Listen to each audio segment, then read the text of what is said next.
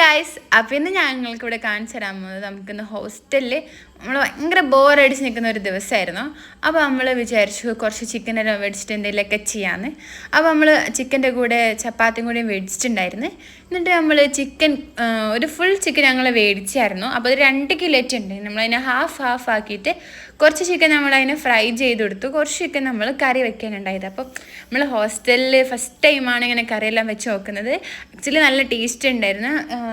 പിന്നെ അതുപോലെ നമ്മൾ ചിക്കൻ ഫ്രൈ ചെയ്തെന്ന് പറഞ്ഞാൽ ഒരു ഇൻസ്റ്റൻറ്റ് മസാല യൂസ് ചെയ്തിട്ടാണ് നമ്മൾ ചിക്കൻ ഫ്രൈ ചെയ്തത്. ആക്ച്വലി അത് നല്ല ടേസ്റ്റ് ഉണ്ടായിരുന്നു. അങ്ങനെ ഞങ്ങളെല്ലാവരും കൂടിയും വർത്തനെല്ലാം പറഞ്ഞിരുന്ന് ഫുഡെല്ലാം കഴിച്ച്, പിന്നെ വേൾഡ് കപ്പ് എല്ലാം നടന്നുകൊണ്ടിരിക്കുന്നതുകൊണ്ട് നമ്മൾ അതിൻ്റെ ഇടയിൽ കൂടി കളിയും കണ്ട് അങ്ങനെ മൊത്തത്തിലാകെ നല്ല അടിപൊളിയായിരുന്നു. അപ്പോൾ നിങ്ങൾ ഹോസ്റ്റലിലുള്ള കുട്ടികളാണെങ്കിൽ നിങ്ങൾക്കിത് ട്രൈ ചെയ്യാവുന്നതാണ്. ഇൻസ്റ്റൻറ്റ് സാധനങ്ങൾ മേടിച്ച് ട്രൈ ചെയ്താൽ വളരെ ഈസി ആയിട്ട് കാര്യങ്ങളെല്ലാം നടക്കും. അപ്പോൾ അത്രയേ ഉള്ളൂ. Bye bye, tata, see U.